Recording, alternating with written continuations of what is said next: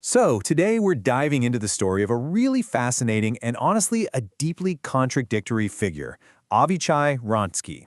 This was a man who started as a secular commando, then became a rabbi, and then, as the chief rabbi of the Israeli army, he tried to completely reshape the very soul of a modern military. His story, well, it forces us to ask some pretty tough questions. When you boil it all down, Ronsky's entire life was driven by one single powerful question. It's a question every single army in history has had to figure out. What is it that makes a soldier, with bullets flying, get up and run towards the danger? That's a brutal, honest question, right? And for Ronzitsky, the usual answers they weren't cutting it. He would spend the rest of his life trying to forge a new one, a stronger one. Now, to really get his answer, you have to understand his journey.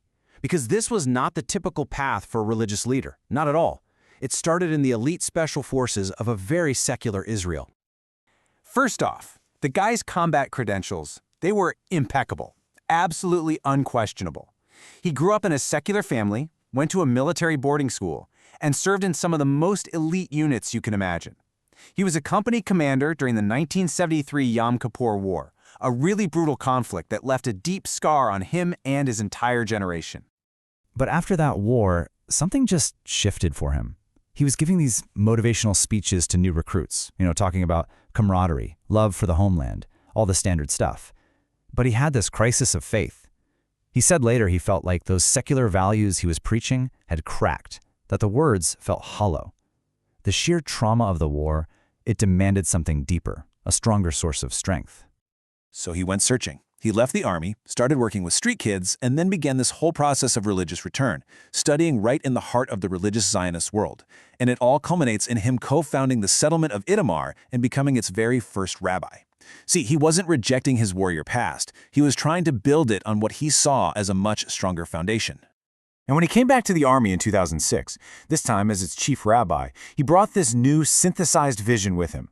And he was determined, absolutely determined, to completely redefine what that role even meant. Okay, so to get what a big deal this was, you have to understand what a military rabbi used to be. Traditionally, the rabbinate was a service corps.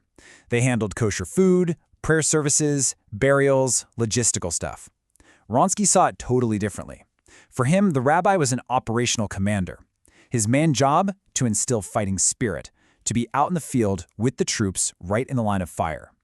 For him, there was literally no line between the spiritual and the operational. In his mind, strengthening a soldier's spirit was just as critical to winning a battle as any weapon or tactical plan. It was a commander's job, and therefore it was his job. Simple as that. Okay, so that's the big idea. But how did he actually do it? As chief military rabbi, he put in place this whole doctrine designed to build what he called Ruach Lechima, or fighting spirit. But see, for Ronsky, this wasn't just about morale or, team spirit. It was something way, way deeper. It was about making a young soldier feel like they were a living, breathing part of the grand sweep of Jewish history, that they were fighting for the very same land their ancestors had. He built this spirit on a few key pillars. He was constantly using this metaphor of a relay race, telling soldiers they were getting the baton passed to them from biblical figures, from Zionist pioneers, from fallen heroes. He insisted that they learn the history of the very hills they were training on. And he preached the ancient principle of follow me, that any leader, and that includes a rabbi, absolutely must lead from the front. And his methods, they were just so incredibly hands-on. I love this story. It's classic Ronsky. He's out with the unit on some training exercise, and he tells the company commander, hey, you see that house over there? The former head of the Shin Bet, Ami Ayalon, lives right there. Go knock on his door and ask him to talk to your soldiers for 20 minutes. He wanted to connect his troops directly and personally to the living history of the nation.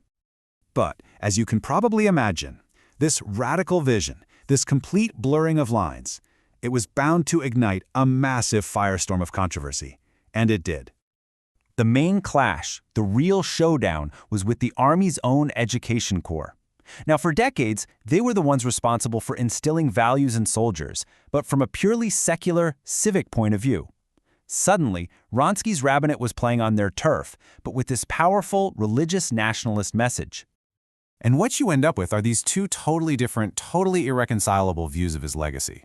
His supporters, They saw a revolutionary leader who jacked up motivation and wasn't afraid to go into Gaza with his troops. But his critics saw something much more dangerous. They saw a rabbi who was turning his office into a missionary body, politicizing the army, and ramming a single religious worldview down the throats of soldiers from all kinds of backgrounds. And the criticism was fierce. I mean, listen to this. Yizhar Hess, who was the head of the conservative movement in Israel, he did not mince words. He called Ronsky an example of Jewish fundamentalism at its worst. His actions were seen as either heroic leadership or dangerous zealotry. There was very little middle ground. But his story has this one final, really poignant twist.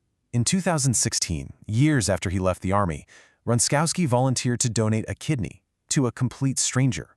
It was just a pure act of generosity. But during the pre-screening tests for the donation, the doctors discovered he had advanced colon cancer. The very act of trying to save a life led to the discovery of the illness that would end his own just 2 years later. So in the end, Avichai Ronsky's life and career leave us with this huge, unresolved question, one that goes way beyond Israel, really. What is the right way to motivate a soldier? And what is the proper role of religion, of history, of national identity in a modern democratic army? Ronsky offered his answer.